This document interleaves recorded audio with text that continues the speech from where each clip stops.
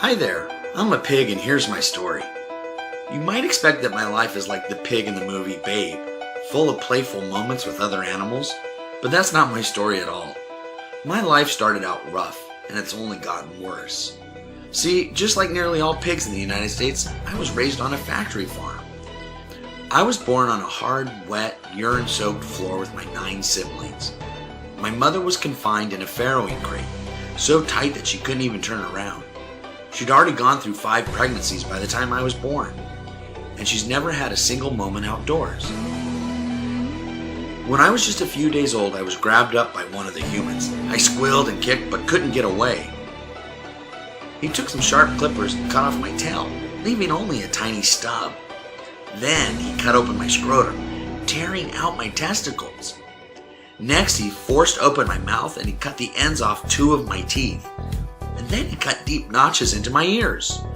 All of this happened without a drop of anesthetic. I felt every agonizing cut and tear. And my case wasn't the least bit unusual. This is what's done to every piglet raised at a factory farm. It wasn't long after that, when I was only 3 weeks old, that I was taken from my mother. She screamed as we were carried away, but it was no use. That was the last time I saw her. I was taken to another building, and for the next 7 weeks, I was stuck in a terribly crowded pen with more than 20 other pigs.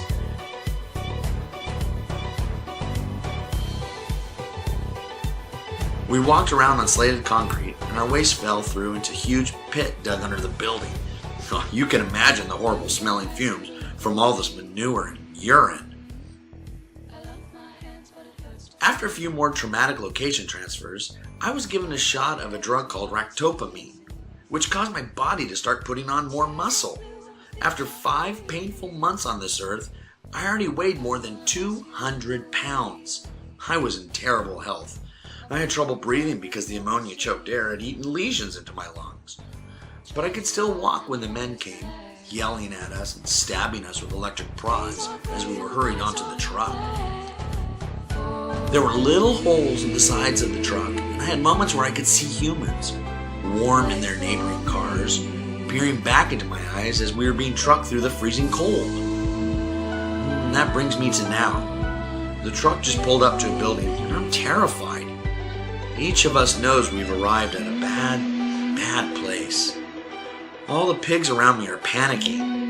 I feel a shock as a man shoves an electric prod into my back and I fumble forward off the truck, landing in a pen.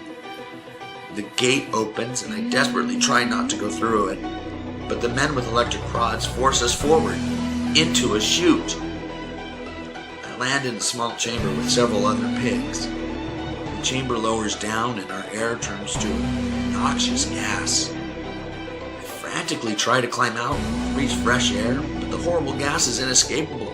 It hurts to breathe.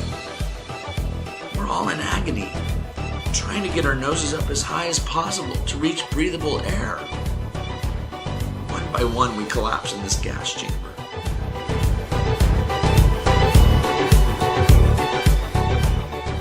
After he passes out, his body is hoisted into the air by his hind leg and his throat is cut.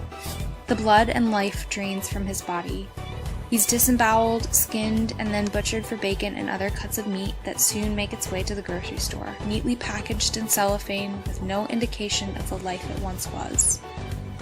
Too few of us consider the source of our food, but please remember that when we eat bacon, ham, sausages, or other pork products, our food had a face and a story, and that story didn't have a happy ending, a happy middle, nor a happy beginning.